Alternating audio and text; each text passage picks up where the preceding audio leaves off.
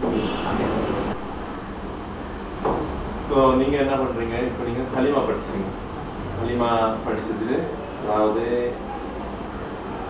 வணக்கத்துக்குரிய நாயகன் ஏக இறைவன் அல்லாஹ்வை தவிர வேற யாரும் இல்லை, மற்றும் முகமது நபி வந்து எங்களுடைய இறை தூதர் ஆவார். இதை நீங்கள் அரபியில் நீங்கள் சொல்ல போகிறீங்க. அரபியில் சொல்லும்போது என்னன்னு சொல்லிட்டு நீங்கள் சொல்ல போகிறீங்க?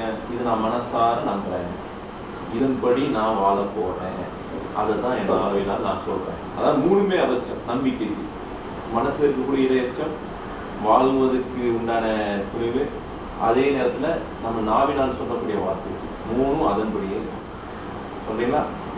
அஷ்ஹது அல்லா இலாஹா இல்லல்லாஹ் வ அஷ்ஹது அன்ன முஹம்மதர் ரசூலுல்லாஹ்.